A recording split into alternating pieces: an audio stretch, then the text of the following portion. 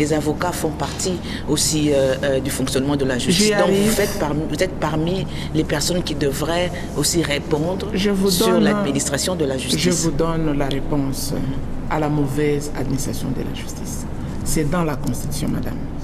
Le préambule de cette Constitution de 2006, qui a été révisée en 2011, je vais lire peut-être 2 petits extraits et je reviendrai à la loi portant statut du magistrat et vous allez tout comprendre. Lorsqu'aujourd'hui, en quelques mots, lorsqu'aujourd'hui nous parlons des magistrats, de l'indépendance des magistrats, nous devons faire la part des choses entre les magistrats du parquet et le magistrat du siège. Parlant des magistrats du parquet, notre Constitution dit ceci. L'article 149 qui a été révisé. L'amendement introduit à cet article consiste en la suppression du parquet dans l'énumération des titulaires du pouvoir judiciaire. Celui-ci est dévolu aux seules cours et tribunaux. Madame, si vous allez à cet article 149, vous allez voir que le parquet ne fait pas partie du pouvoir judiciaire. Alors, moi je me dis que le parquet aujourd'hui fait partie du pouvoir exécutif.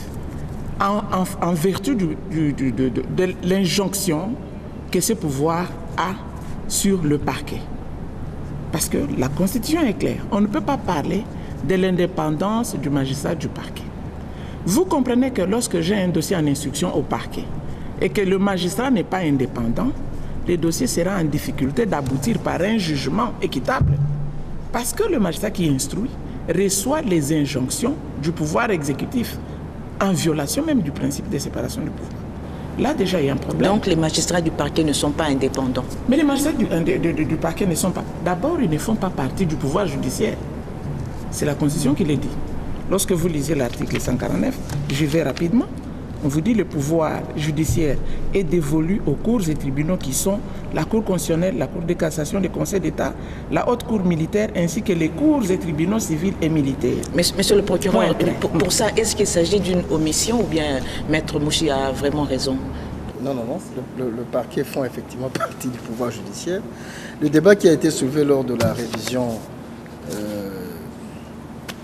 de la Constitution à l'époque où le ministre Luzolo était ministre de la Justice, c'était un débat qui nous ramenait aux discussions purement doctrinales, parce qu'il y avait une approche pour certains juristes, avocats surtout, qui pensaient qu'on devait rester dans la logique ancienne, où le parquet, en raison des injonctions qu'il pourrait recevoir du ministre de la Justice ou de certaines autorités politiques, devrait rester dans ce carcan-là. Mais nous, dans la conception de l'approche qu'on avait de l'indépendance, nous avons estimé qu'au vu des réalités de notre pays, nous n'étions pas obligés, par mimétisme institutionnel, de prendre la conception française du texte, la conception belge du texte, de prendre le texte constitutionnel dans sa conception telle que vécue sociologiquement dans notre pays. Et nous avons estimé que même pour le parquet, il fallait que l'indépendance soit réellement garantie par la Constitution. Ce qui a été fait lorsque la Constitution avait été votée par voie référendaire en 2006, mais après, cette incise qui est intervenue au niveau évidemment du Parlement pour la révision de la Constitution a ramené le parquet dans un piédestal où il est dans une position dualiste. En même temps, il est marge du pouvoir judiciaire, mais en même temps, il a un pied sur le pouvoir exécutif par rapport aux injonctions. Ce qui du reste était inutile parce qu'au niveau des statuts de magistrat, cette question avait déjà été réglée. Maître Madame, permettez que je lise, j'ai les statuts des magistrats ici. Et vous semblez... La loi portant statut de magistrat, c'est une loi de 2006. À l'article 15, il est écrit, moi je lis ce qui est écrit. Et au palais de justice, madame, on traite avec l'écrit, on n'invente pas. La loi est écrite. Alors voilà ce que les statuts des magistrats nous disent à l'article 15. Le magistrat du parquet assume sa mission d'officier du ministère public sous la direction de l'autorité hiérarchique. Toutefois, sans préjudice des articles 149, 150 et 151 de la Constitution, le gouvernement peut, sans avoir à interférer de quelque manière que ce soit dans le cours de l'instruction, saisir le procureur général près la Cour de cassation des faits qui relèvent de sa compétence afin de mettre l'action publique en mouvement. Sur base de ça, il y a tous les abus politiques que vous voyez aujourd'hui, je crois que... Mais alors, lorsqu'on vous dit que dans le cours, les procureurs généraux près la Cour de cassation des faits qui relèvent de sa compétence, et on vous dit que le gouvernement peut. Et aujourd'hui, le gouvernement le fait, cet article ici. Et je suis désolé que le procureur dise c'est une incise. Ce n'est pas, c'est ce que la Constitution dit. Le parquet ne relève pas du pouvoir judiciaire. Ça veut dire que seuls les magistrats du siège est indépendant. Mais c'est écrit dans la Constitution. Et ici, lorsque vous avez un procureur général de la République qui vous dit qu'il a reçu une injonction du gouvernement pour poursuivre X, Y, Z, est-ce qu'on peut parler de l'indépendance du pouvoir judiciaire, disons, du parquet, parce qu'on veut que le parquet soit considéré comme faisant partie du pouvoir judiciaire? On peut considérer l'indépendance de ce pouvoir vis-à-vis du pouvoir exécutif? Moi, je dis non. Et la raison n'est pas à chercher ailleurs, c'est dans la pratique du droit de tous les jours. Maître Georges n'est pas d'accord avec vous? Non, pas du tout. Moi, je pense que l'article 15, notre entendement, c'est que c'est une disposition qui donne tout simplement ou qui fonde le pouvoir du gouvernement à travers le ministre de la Justice à faire lancer des actions ou l'action publique du ministère public. Est-ce que les magistrats du parquet font partie du pouvoir judiciaire? Oui. Ils font partie du pouvoir judiciaire. Ils font partie du pouvoir judiciaire, comme le procureur l'a expliqué. Vous savez, en 2011, il y a eu cette réforme malheureuse qui n'a répondu à aucune logique. Parce que, nous disons à aucune logique, pourquoi? Parce que dans la pratique, ce qui s'est fait est totalement différent de cette formulation malheureuse qui a été dictée par la volonté d'un individu qui pensait avoir de l'autorité, la mainmise sur les magistrats du parquet pour atteindre certains buts politiques. Donc, ça n'a pas changé le fonctionnement classique des magistrats du parquet.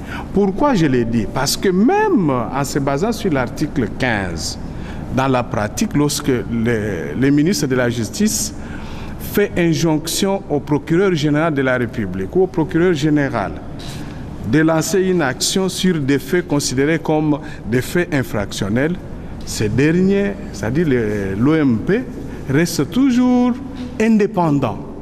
Il a lui-même la capacité et les dispositions, et là la loi lui impose, même son code d'éthique et de déontologie, d'enquêter en toute indépendance et d'aboutir à des conclusions qui ne peuvent même pas peut-être plaire au ministre de la Justice. Il ne peut pas, lui, poursuivre, même là où il n'est pas convaincu que les faits infractionnels ont été commis. Alors, il peut classer les dossiers sans suite. Il y a beaucoup de dossiers. Alors, monsieur le procureur, parce que si vous permettez, je voulais seulement placer un mot. Je pense que aujourd'hui, nous devons avoir le courage de dénoncer ces tentatives d'atteinte à l'indépendance du ministère public qui se sont caractérisées par notamment cette réforme de 2011. Pourquoi? Parce que nous, en tant que citoyens dans une société de droits démocratiques, nous avons plus intérêt à avoir un magistrat du parquet qui est capable de faire son instruction et de conclure son instruction en âme et conscience et en se référant qu'à la loi. Donc, il ne peut poursuivre que lorsqu'il est convaincu qu'effectivement le monsieur ou la dame a commis ces faits. Il ne peut mettre quelqu'un en détention que lorsqu'il est convaincu qu'effectivement cette dame, si nous ouvrons la porte pour considérer que ces OMP, seulement parce qu'on les a détachés maladroitement dans la Constitution du pouvoir judiciaire, d'ailleurs c'est l'unique disposition, mais le reste, ils siègent au Conseil supérieur, qui est un des organes du pouvoir judiciaire, sinon on allait leur refuser la qualité d'y siéger. Donc si nous ouvrons cette porte, ça veut dire que nous allons donner libre cours au ministre de la Justice de commencer à appeler les magistrats de parquet et leur dire ici, poursuivez tel, là-bas arrêtez tel, ce n'est pas ça. Les magistrats nous devons exiger d'eux les mêmes dispositions, la même capacité de résister aux interférences politiques, qu'elles viennent du ministre de la Justice ou des autres autorités politiques. S'ils ne le font pas, notre obligation, c'est de les dénoncer. Monsieur le procureur, votre mise au point sur ce débat, parce qu'il s'agit justement des magistrats du parquet, avant de passer à un autre sujet. Oui, tout à fait. Bon, je parle sous réserve d'une lecture précise sur le texte tel que publié par le journal officiel. Il y a une confusion incroyable dans cette... Parce que je le découvre, je parle de sous réserve. Lorsqu'on lit l'exposé des motifs de la Constitution de la République tel que revisé, je relève avec beaucoup d'étonnement qu'on dise que l'amendement introduit à cet article, donc l'article 149, consiste en la suppression du parquet dans l'énumération des titulaires de pouvoir judiciaire. Je dis non. Parce que le débat portait sur le vocable indépendant. Le pouvoir judiciaire est indépendant, et là je me retourne à l'article 149, le pouvoir judiciaire est indépendant du pouvoir législatif et du pouvoir exécutif. Et dans l'énumération des institutions du pouvoir judiciaire, on a parlé de toutes les juridictions, et à la fin, à la queue, on a dit ainsi et les parquets près toutes ces juridictions. C'est ça qu'on a enlevé. Mais est-ce que, en enlevant cela, le débat là ne porte plus sur l'indépendance, mais là c'est une modification de la Constitution qui trahit même l'esprit de la Constitution. Donc parce le CINAMAC devrait déjà s'occuper de... Non, pour nous estimons déjà que... du travail pour vous. Hein. Nous avons été toujours contre cette modification parce que nous estimons que pour les pouvoirs judiciaires, par rapport à l'article rigide, je crois que c'est l'article 222 si je ne me trompe pas, nous estimons que c'est une révision qui devait procéder du référendum. Donc pour nous, notre lecture de la Constitution demeure dans sa formulation du 18 février 2006. Pour nous, cette révision, c'est dans la tête de ceux qui ont fait. Nous ne partageons pas ce point de vue. Parce que nous estimons que lorsqu'on enlève le vocable parquet dans la formulation de l'article 149, on devra également modifier d'autres articles de la Constitution pour dire où il doit se trouver. Parce qu'il s'agit d'une institution qui fonctionne. Vous êtes accroché au ministère de la Justice, apparemment. Des trois pouvoirs. Vous êtes accroché au ministère de la Justice. Non, nous ne sommes pas. Ce n'est pas l'entendement de ce qui se passe. Et maître Georges Kapiambana dit, dans le fonctionnement régulier de la justice, ce n'est pas ça qui ressort. Donc on comprend que c'est une question qui devrait passer au référendum. C'est le souhait du CINAMAC en tout cas. Cette formulation n'est pas... Maître Mouchi, on devrait peut-être évoluer. Un tout petit mot pour rentrer dans le texte même de la magistrature ou de la loi portant statut des magistrats. La section 3 est intitulée comme suit, c'est la section 3 de...